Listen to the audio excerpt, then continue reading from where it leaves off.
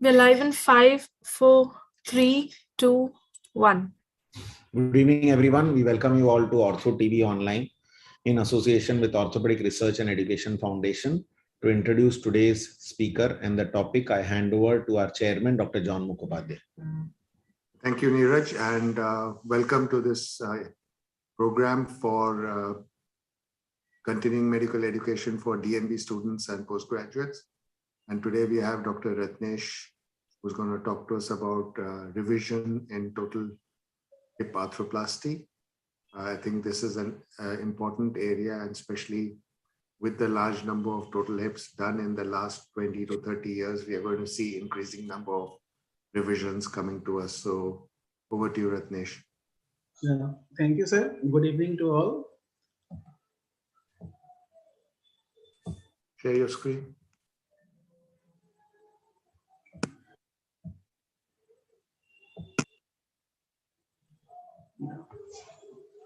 Today I shall discuss some of the practical aspects of revision hip replacement.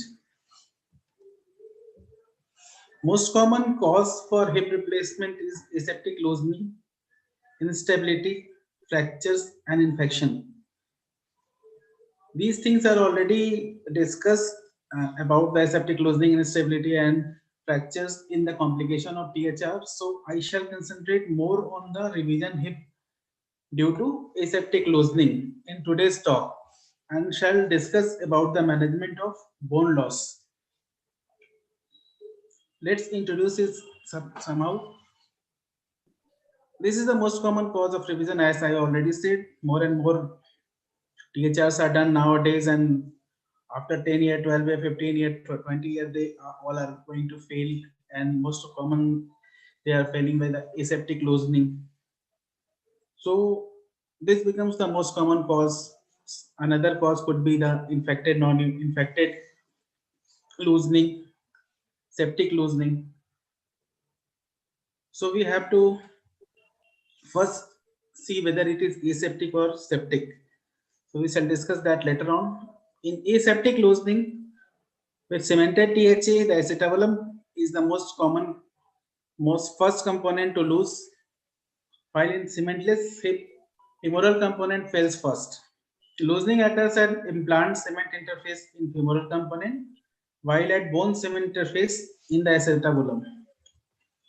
Most common clinical presentation is the pain, especially the startup pain. Patient usually says that they feel pain when they start their movement, like they get up from the chair, they feel pain in their thigh, groin, or knee area, and once they start walking, that gradually goes.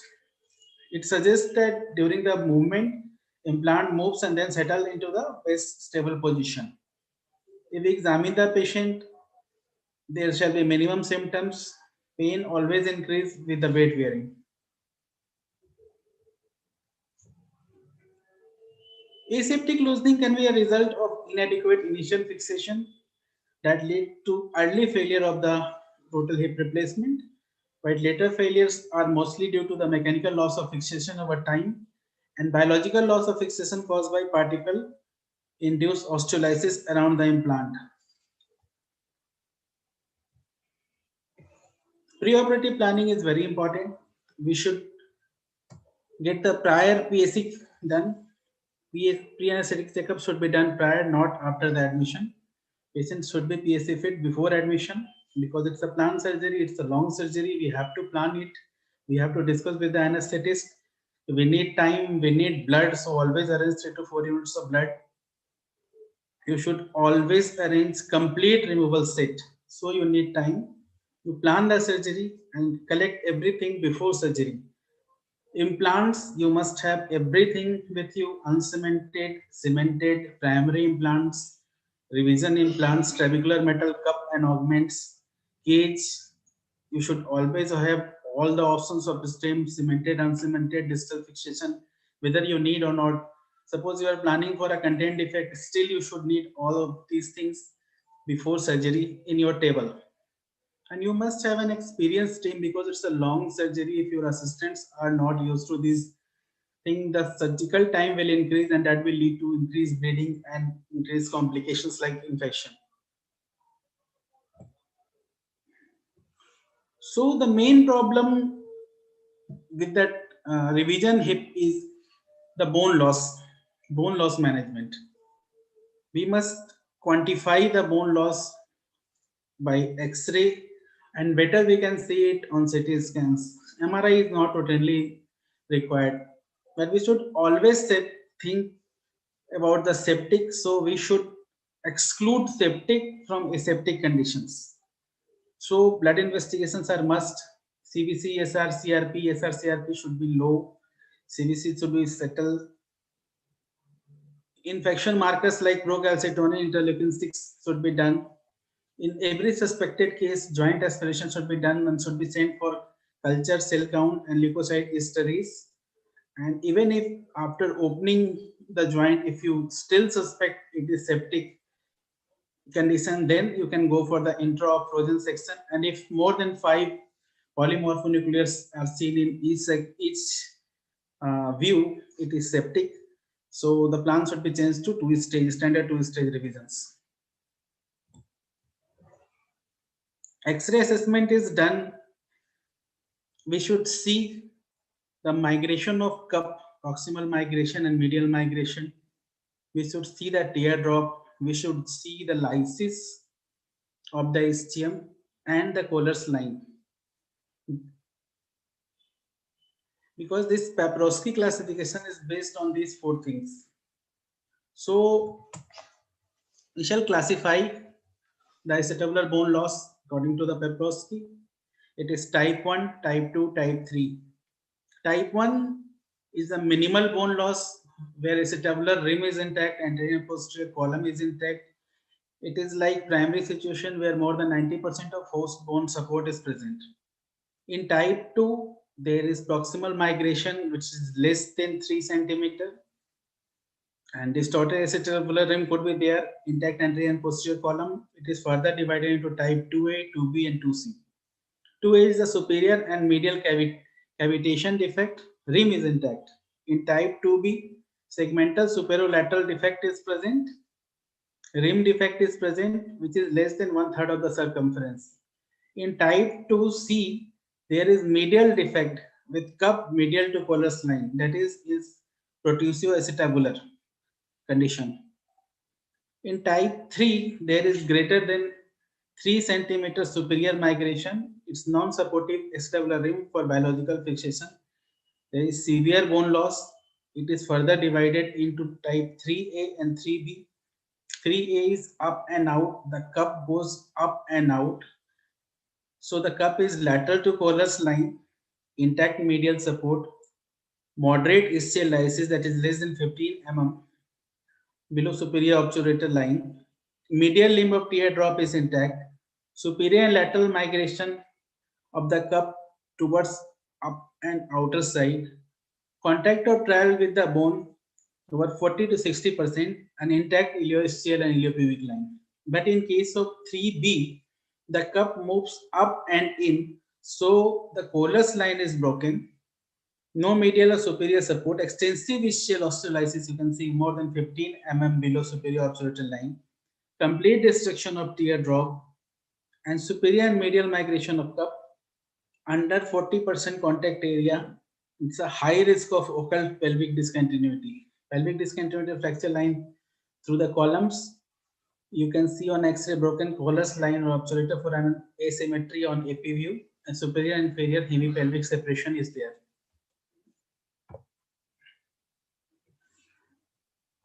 On the 4 points we see on X-ray, we can classify it 1A, 1, 2A, 2B, C, 2A, 3A, and 3B. Whether there is femoral head migration, this is based on the X-ray finding what we see, and we can classify the Paprosky. This is a pictorial demonstration. In type 1, you see almost like primary situation to type 3B, wherein there is destructive, gross destruction of the acetabular bone. Classification according to AOS. They classify into 5 types. Type 1 is segmental, that is loss of part of acetabular rim or medial wall. And type 2 is cavitary, It is volumetric loss of bony substance of the acetabular cavity, but the rim is intact. Type 1 and type 2 can further subdivide into type A and type B depending upon whether there is involvement of acetabular rim or medial wall. Type 3 is the combined segmental bone loss and cavitary deficiency. Type 4 is pelvic discontinuity, there is complete separation between superior and inferior acetabulum. Type 5 is the arthrodesis.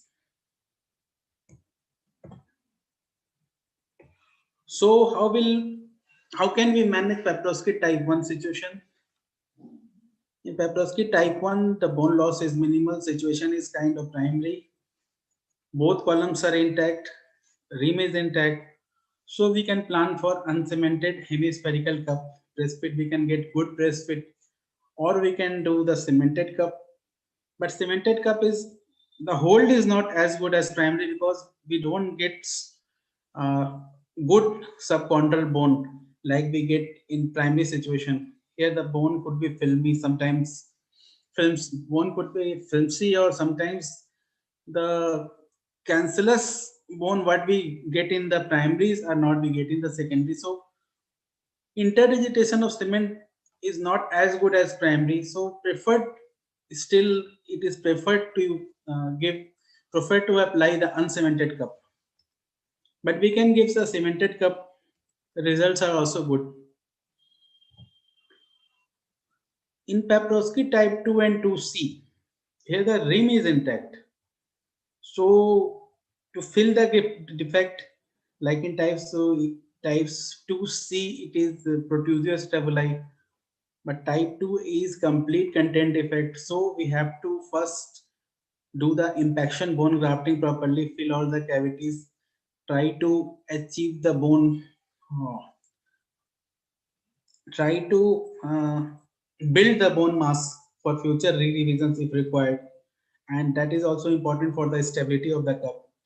And in most cases, we can do the uncemented hemispherical cup with good press fit.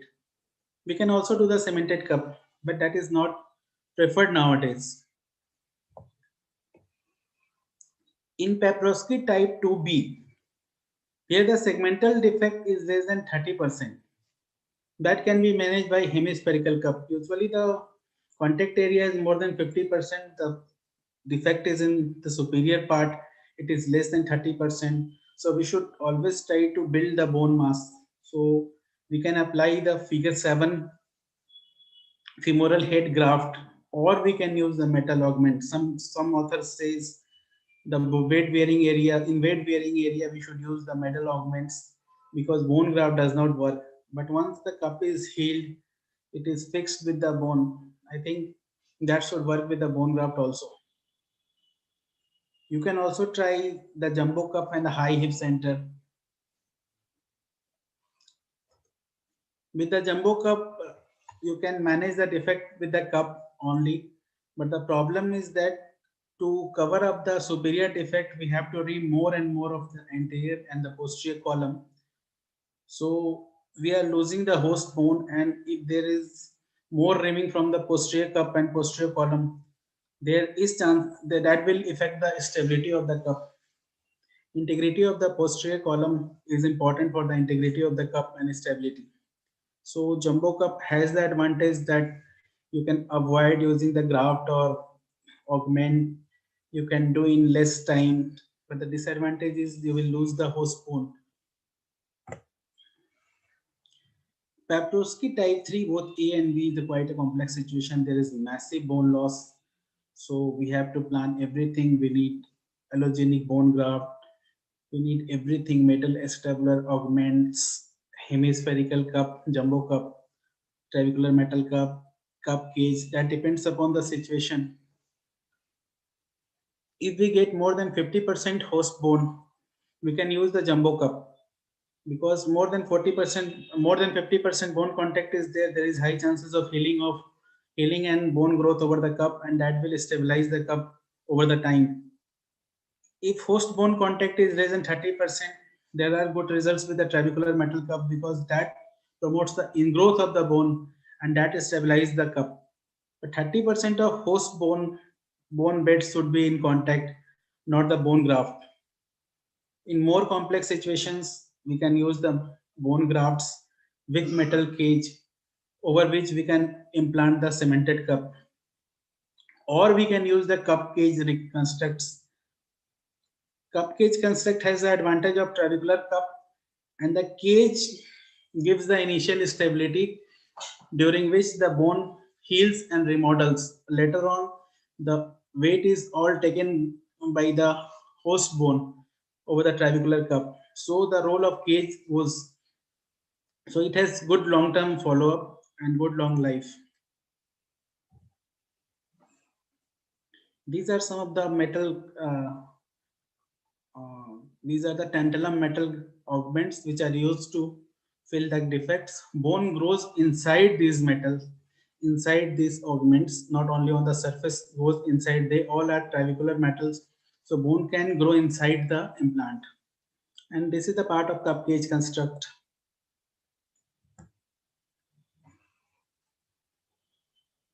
This is done in type 3B.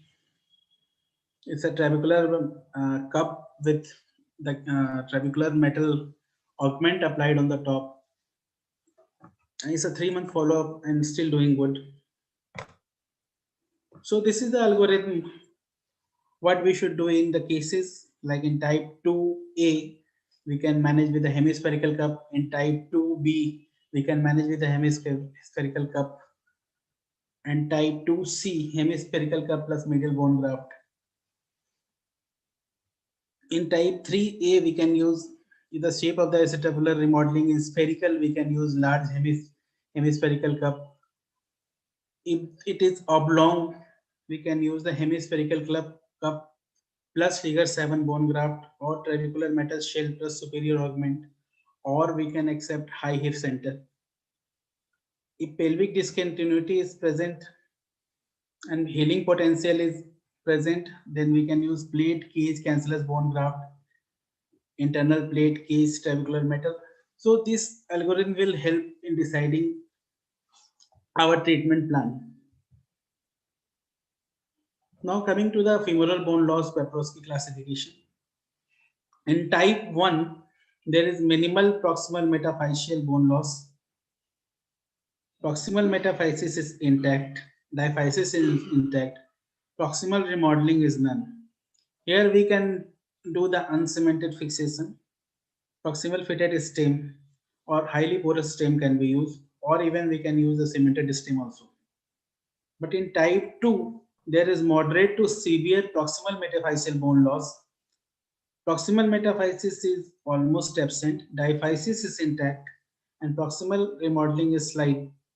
So here we need extensive porous coated stem with distal fixation that goes and fixes in the diaphysis. In type 3A, there is severe proximal metaphyseal bone loss with diaphysis intact for some distance. Here the complete loss of the proximal metaphysis, more than 4 cm of isthmus is present in type 3A. Proximal remodeling is significant. Here we can use the extensively porous coated stem, distal fixation stem, and if the diameter is more than 19, then we need modular taper stem. In type 3B, there is less than 4 cm of isthmus. Proximal metaphysis is completely absent. So modular taper stem is preferred in this condition. In type 4, both metaphysis and diaphysis is absent. There is no support. Then in type 4, we should plan for allograft processes, composite or cemented stem or impaction grafting plus cemented stem. Because the porous coating stem will not take hold either in the metaphysis or the diaphysis. This is the situation. In type 1, there is some bone which can hold the porous coated stem. In type 2, type 2A, in type 2, there is intact diaphysis. So distal fixation stem will work. Proximal coating will enhance the bone formation in the metaphyseal area. In type 3A, even some diaphysis is present which can hold the implant. But in type 3B, In type 4, there is complete absence of the diaphysis and epiphysis, epiphyseal area. So here we can try the allograft processes composite, or we can give the impaction bone grafting and cemented stem. Now coming to the surgical approach.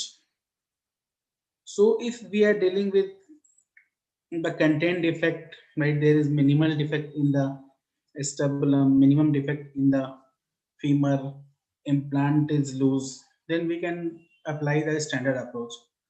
But in more complex situations, like there is gross bone loss in the acetabulum or proximal femur, in that case, we should go for the trochanteric osteotomy. It will increase our visibility.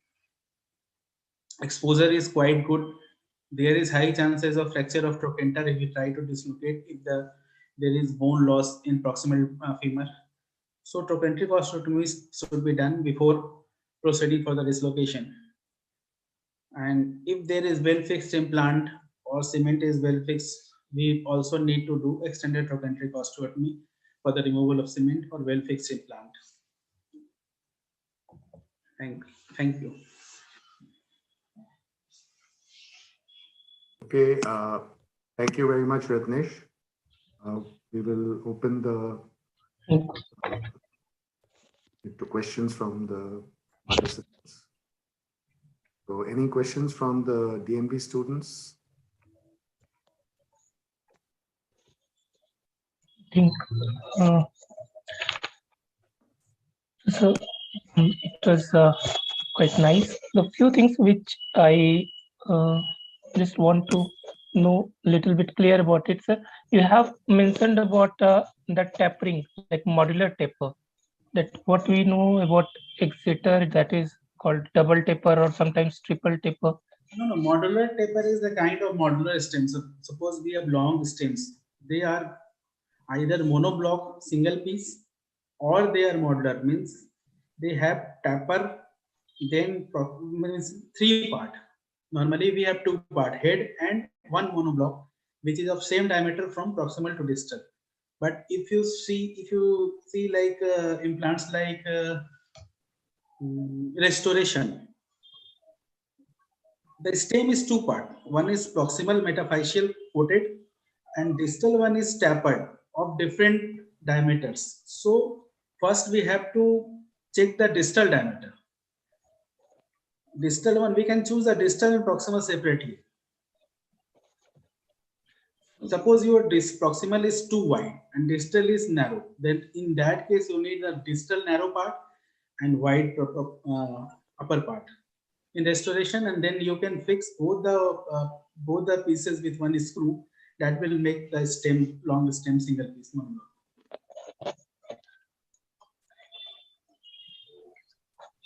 So there is one question in the chat box is about the approach towards septic loosening of bone cement interface loosening. Bone cement. Yeah, bone cement interface. Septic loosening of bone cement interface means probably he was asking about when like Charlie concept, what that the thing when it is between the bone and the cement there is some bonding. So in that concept, the loosening, the failure maybe because of that loosening of that part, because this concept is not for a smooth one. I think so. If smooth one, in fact, has to be bonded to the bone. It's it's between the prosthesis and the cement mantle that you have the taper works, and it acts as on the taper principle. So the cement has to bond to the bone in the cement, the smooth Exeter type prosthesis. Okay?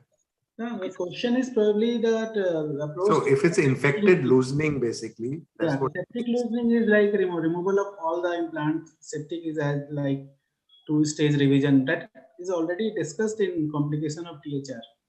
Yeah, the only thing you have to be careful of is in say like in aseptic loosening, you can think of doing nowadays a cement within the cement if the cement mantle is okay, you can think of doing a cement within cement, okay, prosthesis without having to remove all the cement.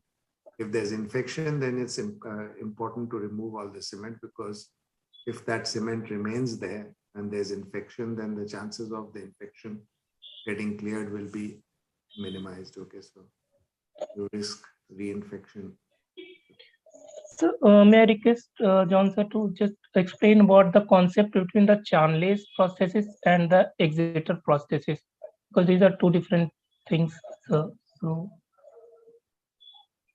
So I think the basic difference between the two is that the Exeter came out with this shiny sort of prosthesis with a double taper. Okay. Now, this was not initially done by design. It was the metal they had, which was available in the highly polished stem. Okay, and they used it.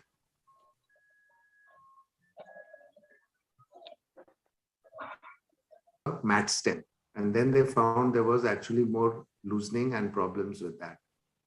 So it was, again, in a way, serendipitous that they found that what they were doing earlier with the highly polished stem worked better, because it worked on the concept of having a good cement mantle and the double taper stem kind of settling into a stable position.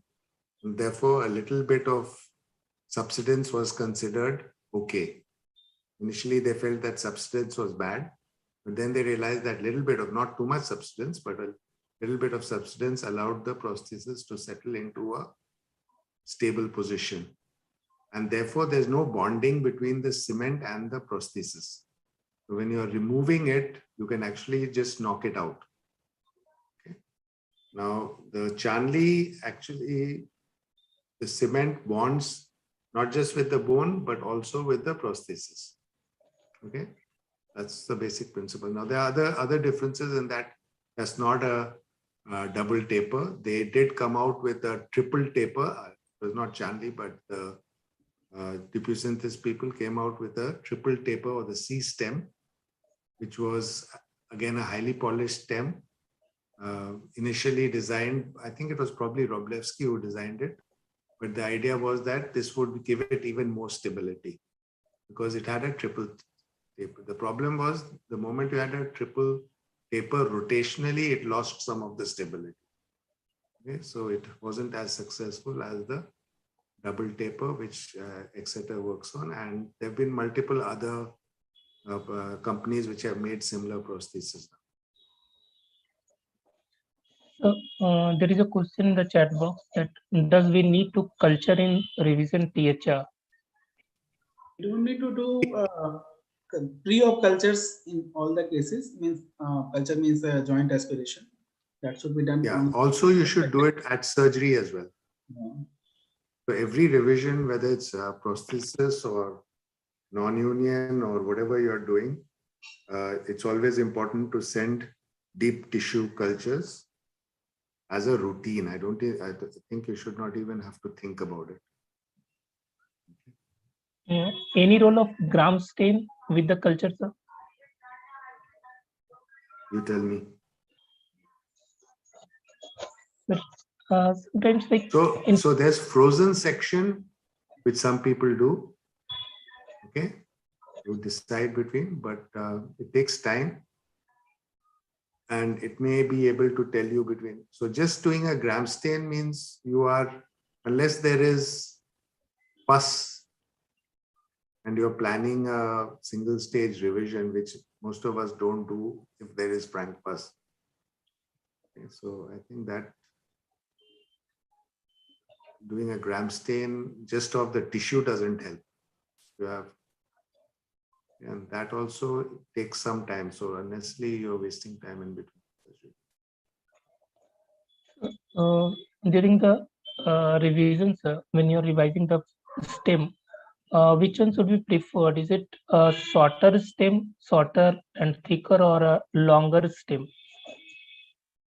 It depends on what you're planning to do. If you're doing a cement within a cement, you can't do a long stem, okay? you're planning to take out all the cement and then do it, or there's loosening of the cement mantle, then you will need to mostly do a long stem. Okay, unless you're doing impaction grafting and then doing a cement, and then you may be able to do with a shorter stem, but you still need to try and go a bit longer. You ideally need to go beyond the last prosthesis. And so, as you mentioned, To that, yes, sorry. Ratnesh, you want to add to that? Yes, sir. That depends upon definitely the bone loss. Yeah. Most of the time, especially in aseptic loosening, you will see some bone loss at metaphyseal area. So we usually give the long stem. In revisions, you will see we usually give the long stems. Distal Unless fixation. you're doing a cement on cement, cement in cement revision. In Aseptic loosening, most of the time cement is also used. Not necessarily. I mean, you could be doing it for because if it's infected loosening, then it's even more likely to be loose. No? Just as likely. So if it's so some cases, if the mantle is okay, there's just parts of it. So like there might be just something in the proximal part. The cup may be a problem, and you want to revise the stem at the same time. So you can do a cement. Situation if the cement is if we can apply the same size stem without applying the cement also. We can just remove and impact the another, and that works well. So same size or smaller. If mental is okay and there is no infection, like.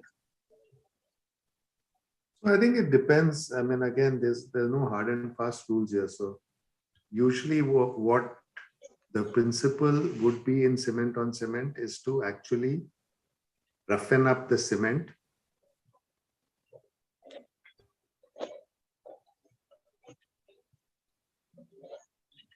Slightly smaller size stem into that and cement it.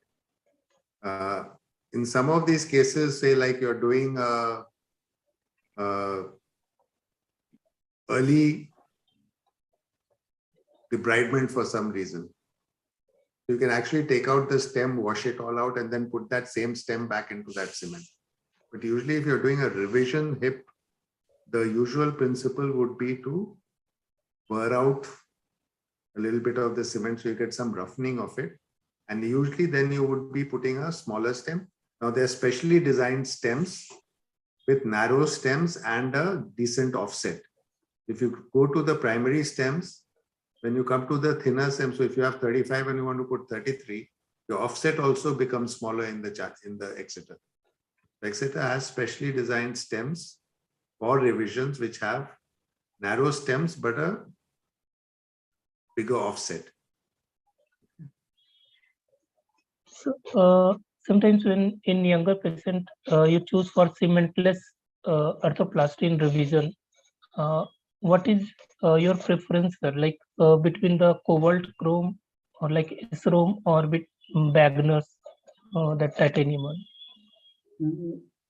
With uncemented stem, the material should be titanium. Because cobalt chrome is more suitable with the cemented one. Titanium has almost similar modulus of elasticity with the bone, so it usually not fail.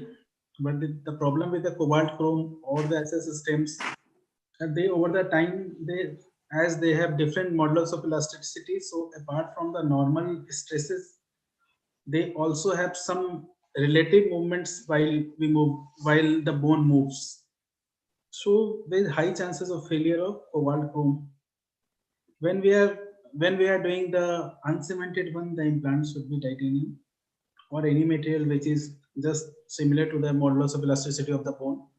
Cobalt chrome is good for the cemented one.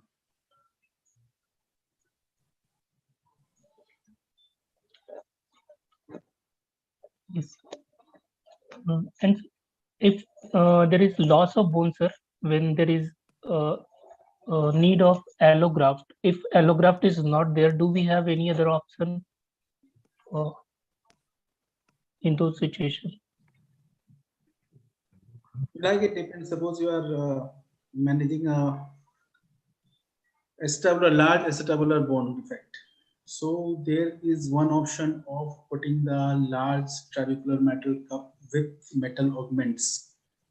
But if there is gross bone loss, like is kind of pelvic discontinuity, then you definitely need bone graft allograft. That is why these surgeries are planned, and you should arrange everything before. You can see those defects by X-rays and CTs. So you have to quantify those things. And if bone graft is required, because you won't get that much of bone graft from your iliac crest. Minimal amount of bone graft you can add from the iliac crest, and even the chronos and bone graft substitute are not recommended for the filling those defects. So you should arrange the allograft. That is the main problem with the revisions in India, because we don't have. So your options are either allograft or a combination of allograft and autograft, because you can very rarely get enough autograft for this. Okay, some of the smaller defects you can manage with autograft. It means graft from the patient's bone, but usually the larger defects that bone so if you have a head, so this is not for revisions, but for say some of the acetabular fracture, osteoarthritis, or primary hips, you can use the head as graft, but otherwise you really need allograft. And that allograft also again is unfortunately some of the ones that you get which are irradiated tend to be very brittle. Okay, so the ideal allograft for these are large quantities of bone which are just fresh frozen, sort of kept frozen. You do all the tests, but you just freeze it. You use some fluid to sterilize it and get rid of all the allogenicity. And then you keep it in a freezer, I think less than -60 degrees or something, or -80, I'm not sure exactly how much. And then that bone is much better quality than the irradiated bone. But unfortunately, some of the places where we get it from, you don't get that. I just want to know, there is sometimes in few people they have written like bone outgrowth, and somewhere it is written like bone ingrowth. What is different between these two, sir? Bone grow inside the cup if you are using the trabecular metal cup, because they are porous. They are like mesh. The material is like a mesh. This bone can grow inside the cup in trabecular metals, and on the surface, like in our own primary titanium cups, the bone grow on the surface, and the surface is either porous coated or HA coated. They are rough surface over which the bone can grow and hold the cup. But the advantage of trabecular metal is bone can grow inside the cup and give absolute stability to the cup.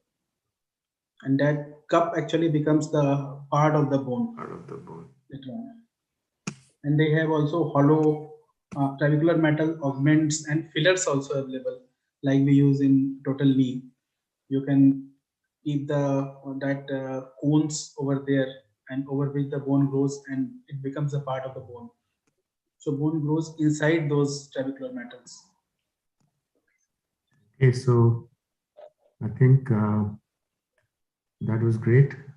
Thank you, Ratnesh, for your presentation and answering all the questions in a very systematic way.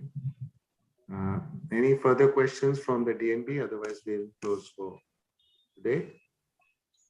And goodbye until next week. Okay. Thank you so much. Good night.